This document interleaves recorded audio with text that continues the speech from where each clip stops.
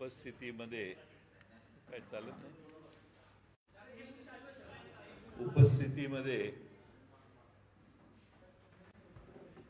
उपस्थितीमध्ये पक्ष कार्यालयात आजच नुकतीच बैठक झाली आणि या बैठकीमध्ये विधिमंडळ राष्ट्रवादी काँग्रेस पक्षातील विधानसभेतील राष्ट्रवादी शरदचंद्र पवार पक्षाचे गटनेते म्हणून श्री जितेंद्र आव्हाड यांना गटनेते म्हणून निवडण्यात आलं. त्याचबरोबर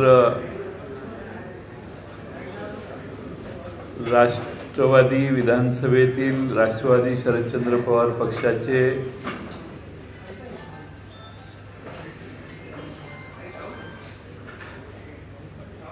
मुख्य प्रतोद म्हणून रोहित आर पाटील यांची निवड करण्यात आली आणि त्यांना जोडून प्रतोद म्हणून माननीय उत्तम जानकर साहेब यांची निवड करण्यात आली. विधिमंडळातील विधान परिषदेचे आमचे सदस्य आज उपस्थित न झाल्यामुळे विधिमंडळ पक्षाचे नेत्याबाबतीत पुढच्या काळात बैठक होईल. पुढे अधिवेशन चालू असताना त्यावेळी त्याचा निर्णय होईल. आज सर्व 10 पैकी 9 सदस्य आमचे उपस्थित होते. 10वे संदीप क्षीरसागर यांच्या मतदारसंघात त्यांच्या सत्काराचा कार्यक्रम असल्यामुळे त्यांना अनुपस्थित राहण्याची परवानगी देण्यात आलेली होती. तरी ते उद्या येऊन या प्रस्तावाला पाठिंबा देतील. आज विधिमंडळात राष्ट्रवादी काँग्रेस पक्ष हा महाराष्ट्रातल्या जनतेचे प्रश्न धडाडीने मांडेल. आमची संख्या कमी जरी असली तरी महाराष्ट्रातले जनतेचे प्रश्न मांडण्याचा काम प्रभावीपणाने आमचा पक्ष करेल. जितेंद्र आव्हाड यांच्या नेतृत्वाखाली आमचे सगळे विधानसभेचे सदस्य विधानसभेत चांगली कामगिरी बजावतील. आम्ही काही प्रश्नांच्यावर देखील आज चर्चा केली. त्यातला सगळ्यात प्रमुख चिंता आमच्यासमोर ही आहे की नुकत्याच झालेल्या विधानसभेच्या निवडणुकीमध्ये 5 वाजल्यानंतर जवळपास 8% जास्त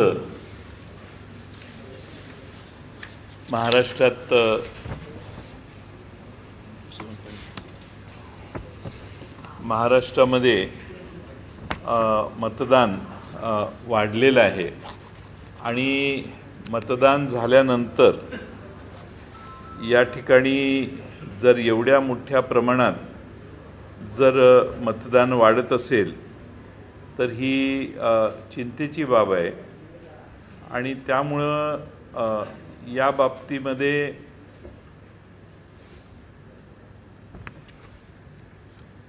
सर्वांनी चिंता व्यक्त केली आणि ती चिंता व्यक्त करत असताना हे मतदान कसं वाढलं, हे वाढण्याचं शेवटी आम्हाला असं सांगण्यात आलं की EVM मशीन हे सिंपल कॅल्क्युलेटर आहे आणि मतदान झाल्यानंतर रात्रीपर्यंत सतत मतं वाढत जाणं आणि त्यांची आकडेवारी बऱ्याच ठिकाणी C-17 जो फॉर्म मतदान पूर्ण झाल्यावर अंतिम आकडेवारी दिली जाते त्याच्याशी न जुळणं ही फार गंभीर बाब आहे.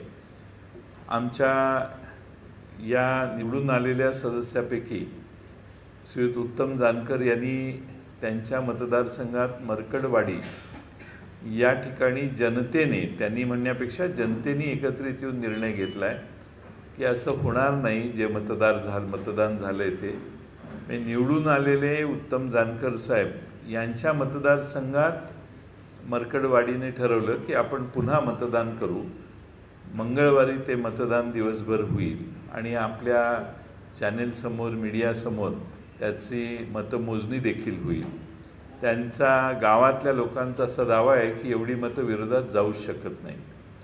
त्याचबरोबर आमचे दुसरे विधानसभेचे सदस्य मोहोळचे श्रीयुत राजू खरे यांच्या मतपेट्या ज्या ठिकाणी ठेवण्यात आलेल्या, त्या मतपेट्या ठेवण्यात आलेल्या गोडाऊनच्या मागे 2 युवकांना त्यांच्या समर्थकांनी पकडलं. त्यामध्ये त्यांच्याकडे 14 लॅपटॉप, 14 मोबाईल फोन्स होते आणि ते बिहार आणि उत्तर प्रदेशची मुलं होती. त्यांना पोलीस स्टेशनमध्ये श्रीयुत राजू खरे हे घेऊन गेले. पोलीस स्टेशनमध्ये गुन्हा नोंदवण्यात आला नाही. त्यांना फक्त त्या ठिकाणी डिटेन करून ठेवण्यात आलं आणि खरं म्हणजे रीतसर ही तक्रार नोंदवली पाहिजे होती की यांची हालचाल संशयास्पद आहे. ते 2 युवक हे महाराष्ट्राच्या बाहेर उत्तर प्रदेश आणि बिहारचे होते आणि त्यानंतर निवडणुकीत राजू खरे यांचा विजय झाला आणि त्यांच्याकडून पोलिसांच्याकडून कोणती कारवाई न होता ती मुलं त्या लोकांना सोडून देण्यात आलं. असे प्रकार महाराष्ट्रात अनेक ठिकाणी झालेले असतील असा समज आहे आणि त्यामुळं महाविकास आघाडीच्या वतीने महाराष्ट्रात निवडणुका या कागदावर व्हाव्यात, बॅलेट पेपरवर व्हाव्यात, हा जो आग्रह आहे त्या आग्रहाला राष्ट्रवादी काँग्रेस पक्ष देखील पुष्टी देतो, पाठिंबा देतो आणि महाराष्ट्रात कालच श्रीयुत बाबा आढाव साहेबांनी जे लाक्षणिक उपोषण आणि आंदोलन केलं ते आंदोलन महाराष्ट्रभर होईल असा आम्हाला विश्वास आहे. आणि महाराष्ट्रात अनेक ठिकाणी अशी गावं आहेत की ज्या गावांना आश्चर्य वाटतं की आपल्या गावात असं मतदान होऊ शकत नाही, असं कसं झालं. सर्व गट, सर्व पक्ष एकाच उमेदवाराचं काम करत आहेत आणि त्या ठिकाणी गाव उमेदवाराला मायनस जातं आहे. हे यापूर्वी कधी घडलेलं नव्हतं आणि त्यामुळं अतिरिक्त मतदान जे वाढलं त्याची चौकशी झाली पाहिजे. निवडणूक आयोगाने त्यांची वेबसाईट 2 दिवसानंतर बंद करून टाकली. लोकांना ती माहिती उपलब्ध होणार नाही याची काळजी घेतली. हाही गंभीर गुन्हा निवडणूक आयोगाने केलेला आहे असं मला वाटतं. कारण माहिती दडवणे, माहिती दाखवण्यापासून बंदी आणणे, माहिती गडप करणे हा गुन्हा आहे आजच्या नव्या जगात. गुन्हा म्हणण्यापेक्षा हा चूक आहे ही आणि हे जाणीवपूर्वक निवडणूक आयोग का करतं हा प्रश्न महाराष्ट्रातल्या जनतेला पडलेला आहे. त्यामुळे निवडणूक आयोगाची वागणूक, निवडणूक आयोगाच्याकडे नाना पटोले, काँग्रेस अध्यक्ष, मी आणि शिवसेनेचे श्रीयुत संजय राऊत यांनी यापूर्वीच तक्रारी अर्ज दाखल केलेला होता. त्यावर काँग्रेस पक्षाला त्यांनी बोलवलेलं आहे. पण जोपर्यंत जे मतदान झालं ते EVM मशीन जोपर्यंत बाहेर ताब्यात येत नाही तोपर्यंत काही गोष्टींची उत्तरं मिळू शकत नाहीत असं अनेकांचं मत आहे. महाराष्ट्रामध्ये बरेच नवे प्रश्न या काळात सरकार येण्याच्या आधीच तयार व्हायला लागले तसं दिसतं आणि त्यातला एक प्रश्न म्हणजे महाराष्ट्रातल्या आमच्या ज्या लाडक्या भगिनी आहेत त्या भगिनींची 65पेक्षा जास्त वय ज्यांचं आहे त्या भगिनींचा अंतर्भाव महाराष्ट्रातल्या लाडक्या बहिणींच्या यादीत होणं अत्यंत आवश्यक होतं. पण आम्हाला गेल्या 2-3 दिवसातल्या बातम्यावरून असं दिसतंय की सध्या आहेत त्या लाडक्या बहिणींची संख्या कमी करण्याचा प्रयत्न अप्रत्यक्षरित्या सरकार करतंय असा साधारण वर्तमानपत्रातल्या बातम्यावरून आम्ही पाहिलेलं आहे. त्याचबरोबर महाराष्ट्रातल्या लाडक्या बहिणीची योजना अधिक लोकप्रिय आहे आणि त्यामुळंच सरकार निवडून आले असा सरकारी पक्षाचा दावा आहे. त्यामुळं लाडक्या बहिणींची संख्या आता वाढवायला काहीच हरकत नाही. त्यामुळं 65 वर्षापेक्षा जास्त महिला ज्या महाराष्ट्रात आहेत त्यांना जास्त प्रोत्साहन देण्याची आवश्यकता आहे.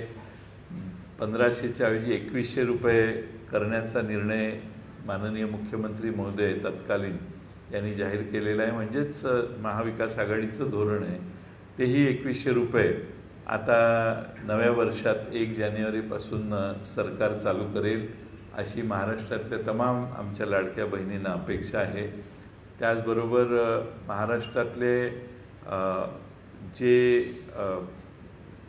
सोयाबीनचे दर आहेत त्याला आधारभूत किंमत मिळालेली नाही, त्यांना 6000 रुपये देतो हा वादा जो आहे त्याप्रमाणे या सीझनला ज्यांनी सोयाबीन 3200-3400 रुपयांनी विकलं त्यांना उरलेली रक्कम ताबडतोब मोदी साहेबांनी आश्वासन दिल्याप्रमाणे ताबडतोब त्यांना मिळावी अशी देखील आमची विनंती आहे. कापसाचे दर कमी होत आहेत, त्याकडेही तात्काळ सरकारने लक्ष द्यावं. सरकारपुढे बरीच कामं आहेत आणि म्हणून आमची सरकारला विनंती आहे, सोपस्कार सोडून लवकरात लवकर त्यांनी शपथ घ्यावी आणि आपला कारभार चालू करावा. महाराष्ट्रात ज्या चांगल्या गोष्टी ते करतील त्यांना सकारात्मक आम्ही राहू. विरोधासाठी विरोध करण्याची भूमिका आमच्या पक्षाची राहणार नाही. जे चांगलं होईल, जे महाराष्ट्राच्या हिताचं होईल त्यांना पाठिंबा देण्याचं धोरण आम्ही सतत चांगल्या मुद्द्यांवर करू. परंतु महाराष्ट्राचं नुकसान होत असेल, महाराष्ट्रातनं उद्योग बाहेर जाण्याची जी परंपरा मागच्या 2.5 वर्षात महाराष्ट्रात निर्माण झाली ती खंडित करण्यासाठी काही पावलं उचलत असतील आणि महाराष्ट्रातल्या सुशिक्षित बेरोजगार लोकांना, युवकांना हाताला काम मिळत असेल आणि आमच्या आया बहिणींना महागाईने जर्जर पछाडलेलं आहे, ती महागाई कमी करण्यासाठी सरकार काही पावलं उचलत असेल आणि महाराष्ट्रात सरसकट कर्जमाफी करण्याची भूमिका जी सरकारने श्री देवेंद्र फडणवीस साहेबांनी जाहीर केलेली ती सरसकट माफी लवकरात लवकर सरकारने करावी एवढीच विनंती करतो. आणि या ठिकाणी आमचे आमदार उत्तमराव जानकर साहेब आहेत आणि राजू खरे साहेब आहेत. आपल्याला त्यांच्या बाबतीत काही आपले अधिक प्रश्न असतील तर ते आपण त्यांना विचारू शकतो.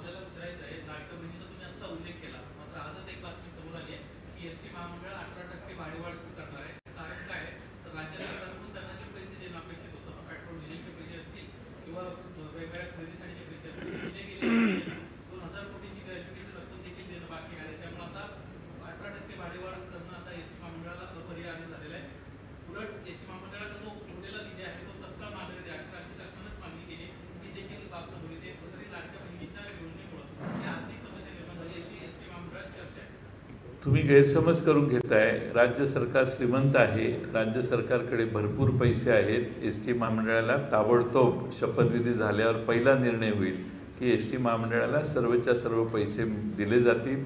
तुम्ही कोणतीही चिंता करू नका. एस टी महामंडळातल्या कर्मचाऱ्यांनी चिंता करू नये आणि महाराष्ट्रातल्या जनतेनेही करू नये. फक्त आता शपथविधीचा अवधी बाकी आहे.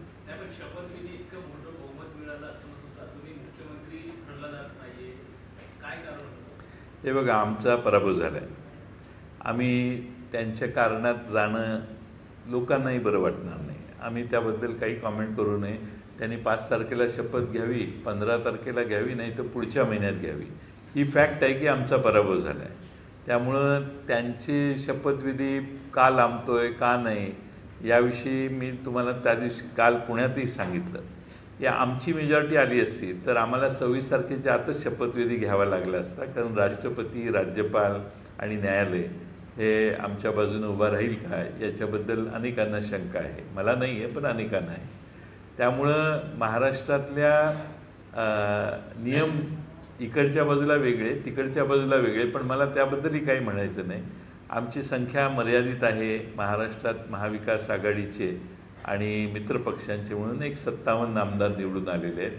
त्यामुळे महाराष्ट्रातल्या जनतेने भरभरून मतदान जर समोरच्या बाजूला केलं असेल आणि हे जे सध्याची मागणी EVMची आहे ती मागणी क्षणभर असं गरीब धरा की खोटी आहे, म्हणजे हे चुकीचं म्हणतात सगळे, तर एवढ्या मोठ्या प्रमाणात जनतेने त्यांना प्रेम दिलेलं असेल तर जनतेच्या कुठल्याही मागण्यांना आता सरकार, देवेंद्र फडणवीस मुख्यमंत्री होणार की नाही मला माहीत नाही, पण ते झाले तर त्यांना नो हा शब्द डिक्शनरीतनं वगळावा लागेल. परंतु सर,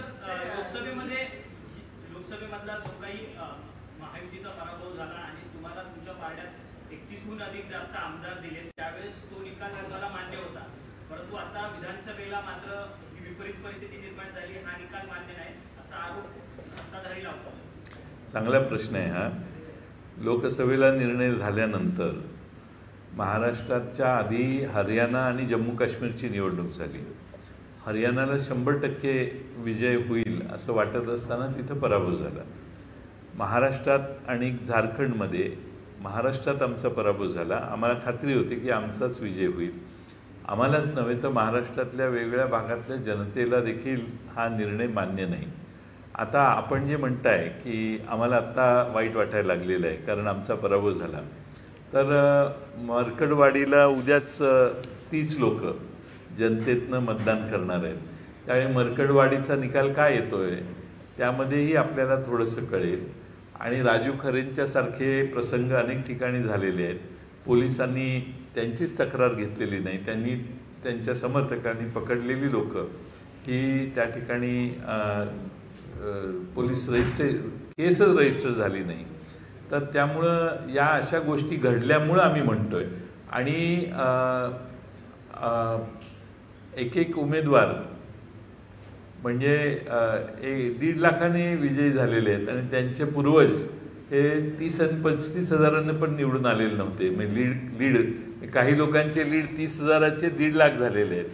त्यामुळं लोकांचा विश्वास बसत नाही. आमचा काही प्रश्न नाही, लोकांचाच विश्वास बसत नाही आणि हे गणित महाराष्ट्रातल्या जनतेला पटत नाही. हरियाणामध्ये जे राईट झालं आणि महाराष्ट्रामध्ये जे राईट झालं ते इतिहासात पहिल्यांदा झालं. दुसरं महत्त्वाचं की हरियाणामध्ये मी तेच बघत होतो, हरियाणामध्ये मतदान संपल्यानंतर मतदारांची संख्या वाढवण्यात आली आणि हे जे प्रभाकर परकाला आहेत त्यांनीच ही माहिती दिलेली. आणि करण थापर यांनी वायरवर त्यांचा इंटरव्ह्यू घेतलेला. त्यात आता महाराष्ट्रात जशी 8% मतं वाढली तशी हरियाणामध्ये 6.7% मतं वाढली. त्यामुळं आम्हाला शंका आहे. आणि महाराष्ट्रातल्या जनतेला याचं उत्तर 3% जरी मतं तुम्ही लोकसभेत बघा ना, लोकसभेत 0.5%चाच फरक होता दोघांच्या मतदानात आणि एकदम भारतीय जनता पक्ष लोकप्रिय झालं आणि त्यांचं किती वोट शेअर 50%वर गेलं ना. हे अनकलनीय आहे. मी म्हणतो 2-3% मागं पुढं. त्यामुळं हे जे ॲडिशनल मतदान झालं ते कुठं गेलं याचा शोध लागला पाहिजे.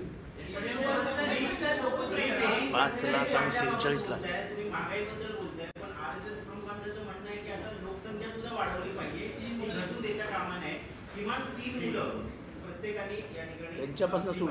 त्यांच्यापासून सुरू 3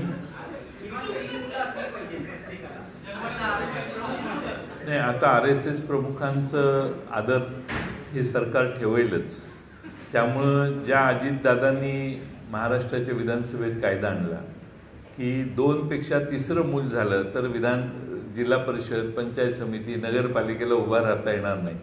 ते पहिलं RSSच्या आदेशाप्रमाणे अजितदादांनी निर्णय घ्यावा लागेल की 2 नाही अनेक मुलं असली तरी निवडणुकीला उभा राहता येईल. हा निर्णय आता होण्याची शक्यता आहे. तुम्ही म्हणताय ते मला माहीत नाही RSS प्रमुख काय म्हणताय.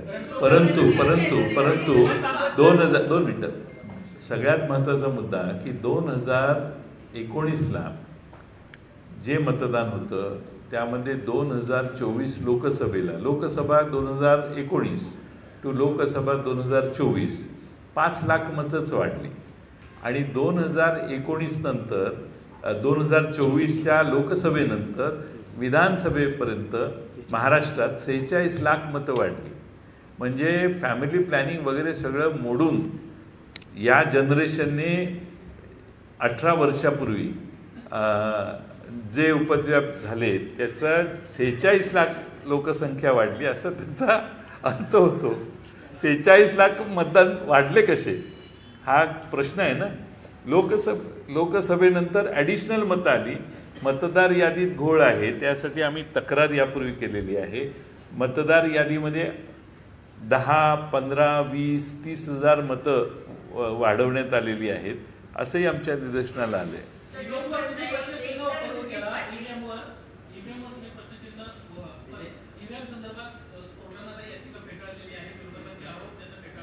कोर्टी तत्परतेने हवा EVMच्या विरोधात जायला लागल्यावर कोर्टच आता EVMची बाजू घ्यायला लागले आणि कोर्टाने ताबडतोब त्यांची याचिका खारिज करून टाकलेली आहे.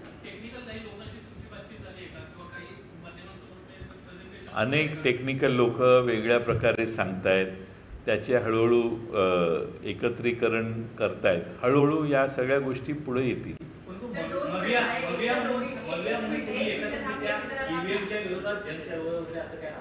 होणार आहे ना, होईल ना. काल उद्धवजींनी पुण्यामध्ये बाबा आढावांच्या तिथं भाषण करतानाच सांगितलं, त्याप्रमाणे होईल.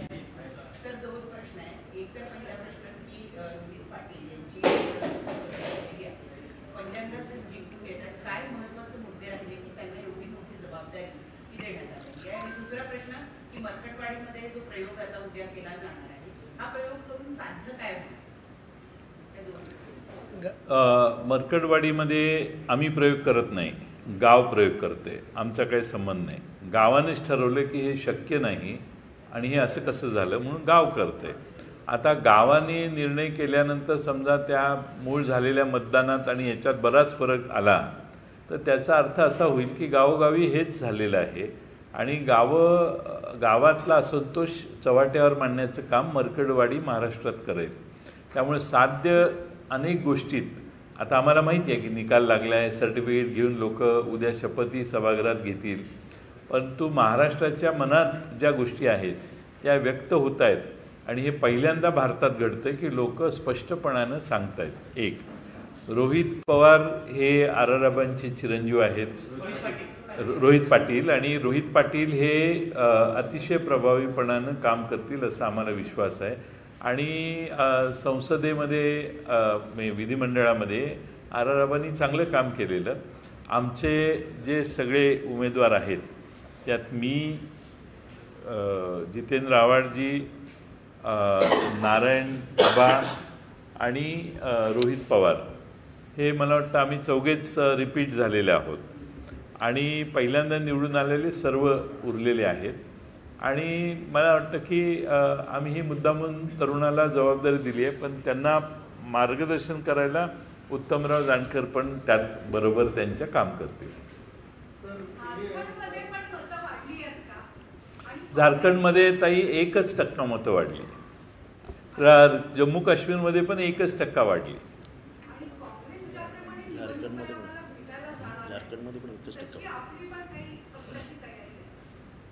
काँग्रेस जाऊन भेटतंय ना त्यांना, त्यामध्ये काँग्रेसला काय रिस्पॉन्स येतोय बघून त्यानंतर आम्ही पण आवश्यकता वाटली तर जाऊ.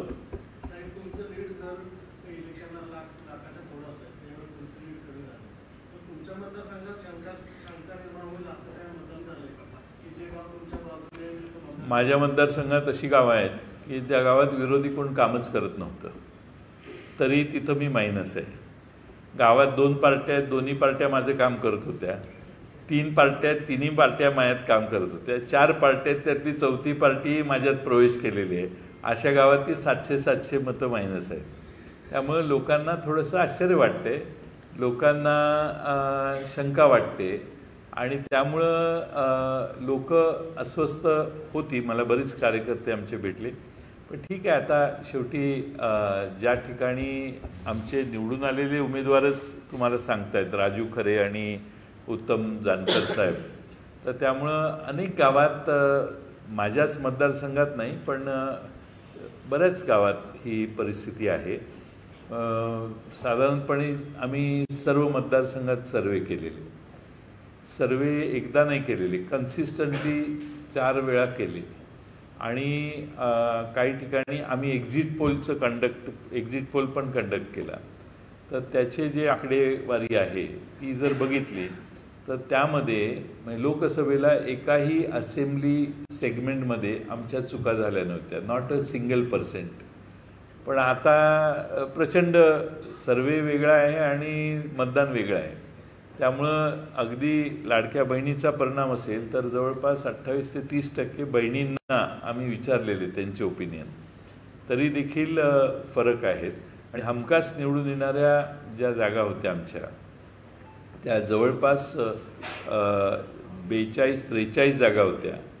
त्यावरून आम्ही एकदम धावर आलो ना. त्यामुळे जरा हा आश्चर्य वाटतं की जे पडणार होते ते निवडून आले आणि जे निवडून येणार होते ते पडले. सर, पराभवानंतर खरं तर मौर्या नेत्यांच्या अनेक चौकशा ज्या आहेत त्या लागताना पाहायला मिळतात. सोलापूर जिल्हा बँकेच्या संदर्भात देखील अशाच पद्धतीची एक चौकशी जी आहे ती लागते, मोहिते पाटलांच्या विरोधात वगैरे.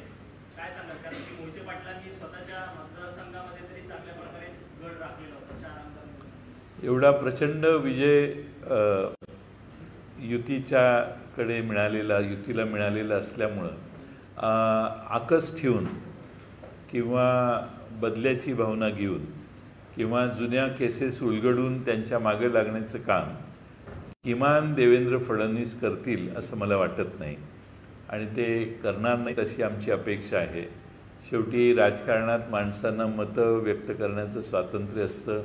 राजकीय भूमिका वेगळी आणि सहकारातल्या कामकाजाची भूमिका वेगळी असते आणि त्यामुळं एवढा प्रचंड विजय मिळवल्यावर मला वाटत नाही की देवेंद्र फडणवीस लहान मन दाखवतील आणि कुणाच्या चौकशा करतील आणि चालू असतील तर त्याही चौकशा ते थांबवतील असा मला विश्वास आहे. चांगली चर्चा आहे. काही होऊ शकतं ना. आमचे रिझल्ट बघितल्यावर आमचा ह्याच्यावर आता विश्वास आहे की काही होऊ शकतं देशात.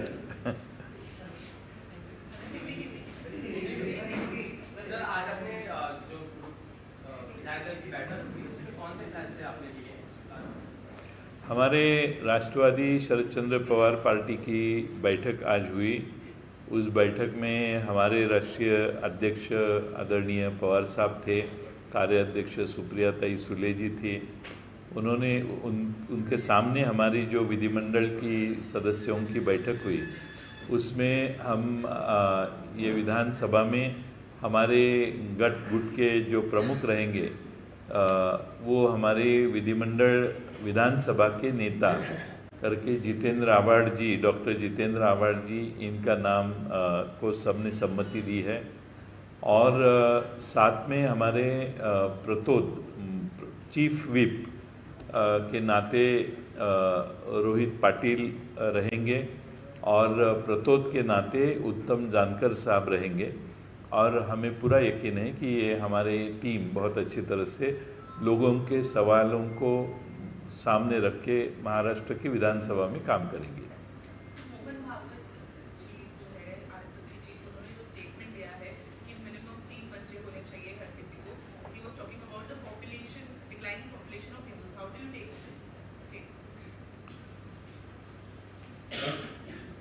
अगर पॉपुलेशन का रेट बढ़ता है तो आप भारत की परिस्थिति क्या रहेगी इसके ऊपर आप इमेजिन नहीं कर सकेंगे. और इस देश की आबादी इतनी बढ़ चुकी है कि इसके बाद उसका रेट बढ़ाना यानी महाराष्ट्र पूरे देश में बहुत डिज़ास्टर निर्माण होगा. पानी की समस्या हो सकती है, अनाज की समस्या हो सकती है, बहुत समस्या तैयार हो सकती है. तो मुझे लगता है कि कभी मुझे मौका मिलेगा तो मैं उनसे समझना चाहूँगा कि ये मांग क्यों कर रहे हैं. बात रही महाराष्ट्र सरकार में काम करने वाले लोगों की. पिछले कार्यकाल में अजीत पवार जो मंत्री है अभी नए मंत्रिमंडल में हो जाएंगे, उनको सबसे पहला निर्णय लेना पड़ेगा. हमारी स्थानिक जो संस्था है नगर पालिका, जिला परिषद, इसमें अगर 2 से ज़्यादा अगर आपको लड़के हैं, बच्चे हैं, यानी सिबलिंग्स है, तो आपको चुनाव में खड़ा रहने का कोई अधिकार नहीं है. यानी हाँ, तो अभी आरएसएस के प्रमुख जी जो है वो जो कहेंगे वो ये अजीत पवार जी को मान्य करना पड़ेगा. उनके सामने कोई दूसरा चारा नहीं है. तो उनको पहला ये निर्णय करना पड़ेगा कि दो अगर आपको बच्चे हैं तो तीसरा बच्चा या चौथा बच्चा या 5वां बच्चा या 6ठा बच्चा हो तो भी आप चुनाव को कंटेस्ट कर सकते हैं. ये निर्णय अब जल्दी करेंगे ऐसे हम अपेक्षा रखते हैं.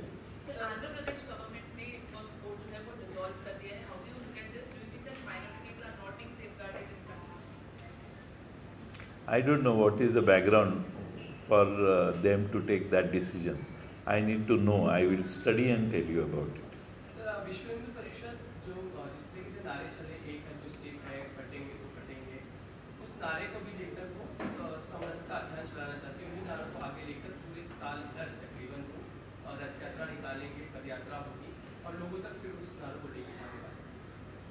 विश्व हिंदू परिषद का इन सारे नारों को फिर से लेके जाना, एक है तो सिख है लेके जाना, उसको आप किस तरह से देखते हैं? अभी से पॉलिटिकल एजेंडा आने वाले समय के किस तरह से आप उसको देखते हैं? अभी पूरे देश में अगर ये ऐसा होने वाला है तो मुझे लगता है कि हम 18वीं शतक में या 19वें शतक में हम काम कर रहे हैं। कटेंगे तो बटेंगे तो कटेंगे, इससे मुझे लगता है अगर मोदी साहब ये नारा देते कि पढ़ेंगे तो बढ़ेंगे, तो मुझे लगता है देश उनका स्वागत करेंगे। ये अलग दिशा में अगर देश को लेके जाना चाहते हैं तो फिर इसमें काफ़ी समस्या हो सकती है। मुझे लगता है कि पढ़ेंगे तो बढ़ेंगे ये नारा होना चाहिए और हमारी कुटुंब की संख्या मर्यादित हो, इसलिए सरकार ने प्रयास करना चाहिए ताकि आने वाले 20 साल में 30 साल में और समस्या इस देश के सामने पैदा अगर लोक संख्या बढ़ गई तो बहुत भारी समस्याओं को सामना करना पड़ेगा हमें।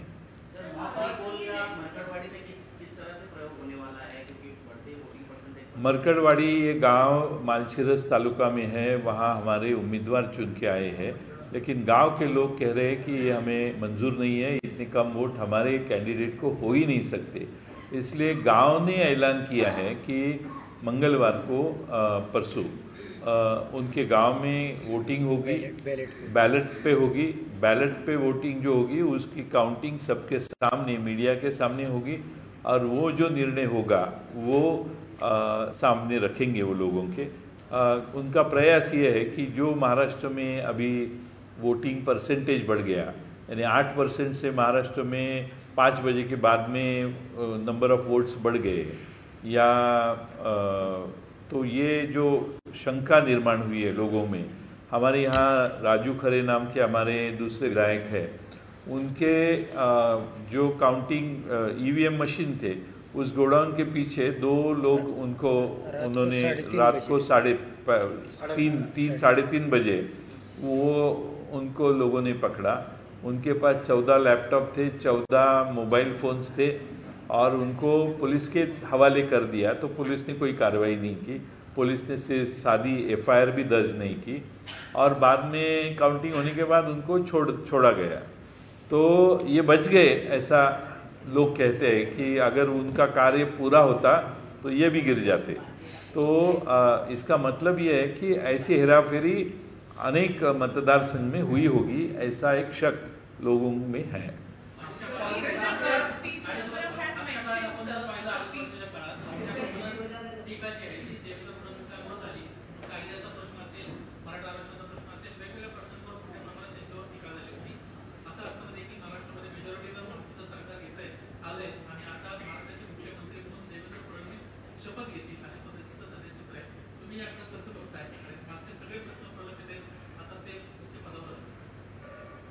ठीक आहे, आता जनतेने हा कौल खरा असेल तर तो जनतेने दिलेला आहे आणि जनतेने कौल दिल्यानंतर ज्याची जास्त संख्येने लोक निवडून आलेली आहेत, आता आपण म्हणताय ते सगळे मुद्दे खरेच आहेत, त्यामुळं असा निकाल भारतीय जनता पक्षाचे एवढे संख्येने आमदार निवडून येतील असं लोकही म्हणत नव्हते। यापूर्वी अनेक सर्वेक्षणातही तसे निष्कर्ष निघालेले होते। अगदी आपण बॅलेट बॉक्स पोस्टाची मतं जी आहेत, ही पोस्टाची मतं जर बघितली तर भारतीय जनता पक्ष महाराष्ट्रात 84 जागांवर पोस्टाच्या मतांमध्ये पुढं होते आणि निवडून आले 132। एकनाथ शिंदे साहेबांचे देखील मला वाटतं असेच 29 का काहीतरी उमेदवार पोस्टात पुढे होते, पण निवडून आले 57।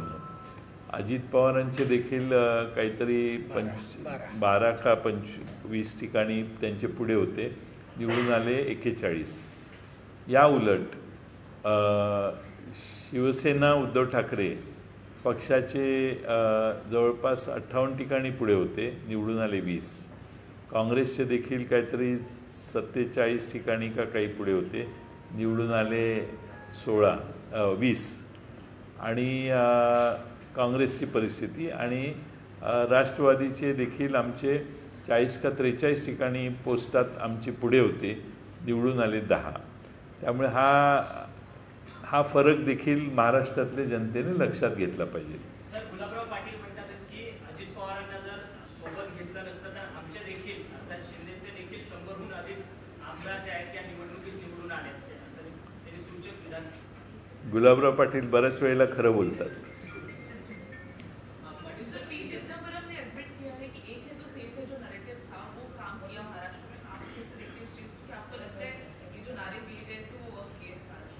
नहीं, अलग अलग चीज़ों के कारण भी हो सकते हैं, जैसे लाडकी बहन बोलते हैं लोग, और सरकार ने जो नई घोषणा की है, और बाद में ये पोलराइजेशन ऑफ वोट्स, लेकिन इतना फ़र्क नहीं पड़ सकता क्योंकि ये प्रयास भाजपा ने पहले भी किया है, लेकिन इतना फ़र्क हमें नहीं लगता पड़ सकता है. हम समझ सकते हैं कि उनकी मेजॉरिटी आई 160 170 चुन के आए, लेकिन 230 तक जाने का कोई, यानी जो चुन के आए उनको भी विश्वास नहीं लगता है कि हम चुन के आए.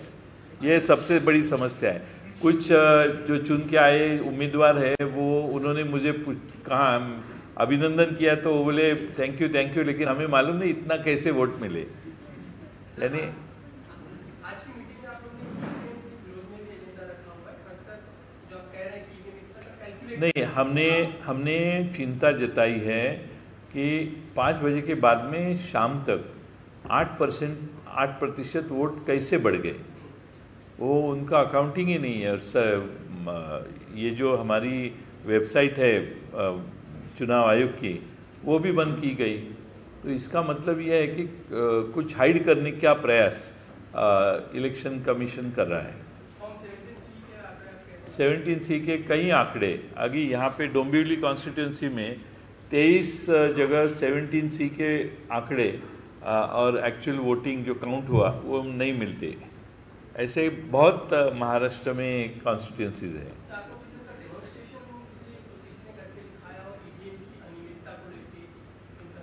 ऐसे आप सबके सामने वो व्हाट्सएप पे घूम रहे अलग अलग तरह से डेमोन्स्ट्रेशन हो रहा है पूरे देश में, और मुझे लगता है कि EVM की जगह बैलेट पे अगर वोटिंग लाया जाए तो मुझे लगता है कि सब में विश्वासार्हता निर्माण होगी.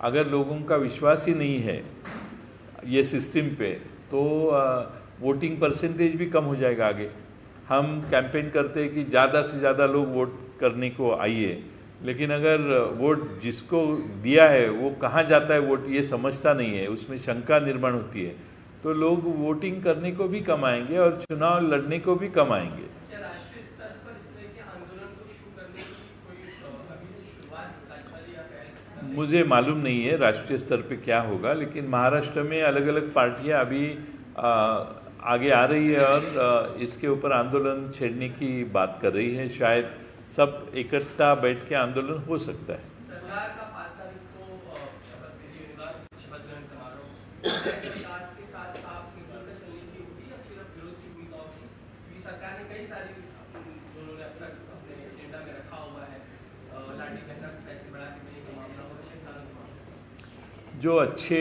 मुद्दे हैं उसको हम विरोध नहीं करेंगे, लेकिन अगर कहीं जो अभी बेनिफिशरीज़ है, लाडली बहन के बेनिफिशरीज़ है, उनकी संख्या कम करने का कोई प्रयास करे तो हमें रास्ते पे उतरना पड़ेगा.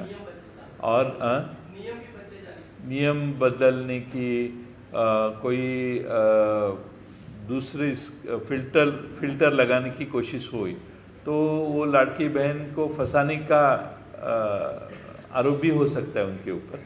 तो मुझे लगता है ये अभी बहुत बड़ी वोट, इतने वोट मिले इनको, तो मुझे लगता है कि उन्होंने ऐसे कोई करना नहीं चाहिए.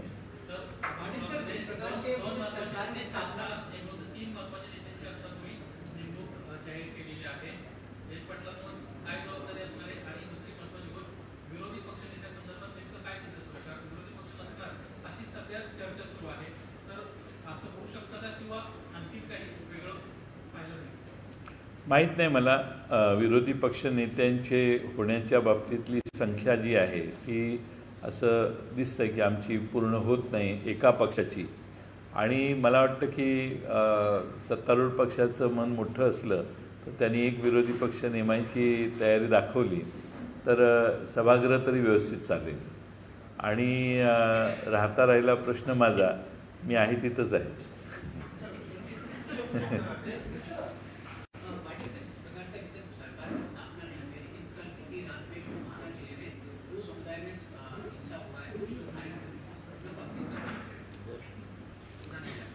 बुलढाणा जिल्हा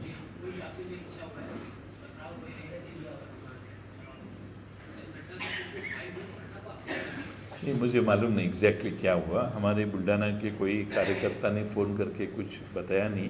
मैं ये जानकारी ले लूँगा और बाद में इसके ऊपर बोलूँगा. सर, देवेंद्र फडणवीस मुख्यमंत्री होना है, वो शपथ लेंगे, तीसरी बार वो मुख्यमंत्री बनेंगे. पिछले 5 साल का अनुभव, उसके बाद मुख्यमंत्री होने का अनुभव, इस तरह की उम्मीद आप रखते हैं? उन्होंने काफ़ी आश्वासन दिए, जो कुछ नारे उन्होंने दिए, बटेंगे तो फटेंगे, इसलिए की बात नहीं, की बात नहीं. देखते उनको अनुभव है. उनका निर्णय अगर भाजपा करती है तो हम उनको बधाई देंगे. उनकी नई टर्म 5 साल की हो और ये सारी जो कमिटमेंट उन्होंने जनता को दी है महाराष्ट्र के, वो पूरी करने की ताकत उनमें आए, ऐसी शुभेच्छा देंगे. होने दो, जब होगा तब ज़रूर हम उनको बधाई देंगे. क्यों नहीं देंगे. नेता प्रतिपक्ष होना सभागृह में जरूरी होता है, लेकिन संख्या उतनी आपके पास नहीं. लगता है कि देवेंद्र फडणवीस जो इतना बड़ा दल दिख रहा है और आपके नेता प्रतिपक्ष दे हमारे पास नहीं. कैसा है कि हमारी संख्या कम है और ये सब ने मिलके इकट्ठा आके विनती की तो मुझे मालूम नहीं क्या कर सकते, बोल नहीं सकते. मैं ऐसा अनुमान नहीं निकालूंगा कि ऐसा होगा वैसा होगा. बहुत सपना देखना गलत है और इसीलिए जो जब होगा तब देखेंगे.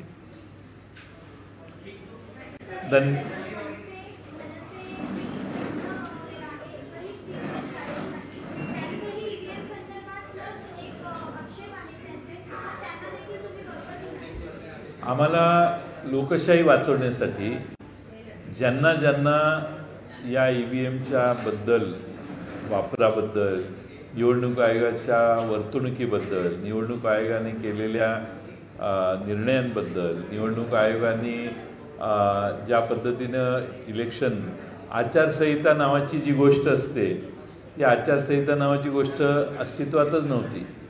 प्रचंड खर्च सगळ्या उमेदवारांच्याकडून झाले आणि मताची किंमत, आता हे बोललं की माझ्यावर लगेच टीका होईल, पराभूत झाले म्हणून बोलत आहेत, पण किती पैसे कुठं वाटायचे याला काही मर्यादा या निवडणुकीला नव्हती. त्यामुळं मला वाटतं की निवडणूक आयोगच अस्तित्वात नव्हतं. त्यामुळं मला TN शेषन यांची आठवण होते. इतक्या कडक शेषन साहेबांनी काम केलेलं होतं. आज मात्र तशी परिस्थिती नाही. त्यामुळं मनसेची इच्छा असेल आणि त्यांनाही आम्ही म्हणतोय तसंच वाटत असेल किंवा आम्ही म्हणतोय त्या दिशेनंच त्यांची मतं असतील तर नक्की आम्ही जे येतील बरोबर त्यांना बरोबर घेऊ आणि सगळ्यांचे लोकशाही वाचवण्यासाठी प्रयत्न असले पाहिजेत असं मला वाटतं. धन्यवाद.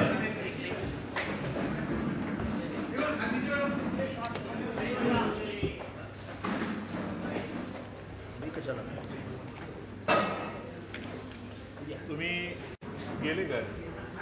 मरकडवाडी गेली?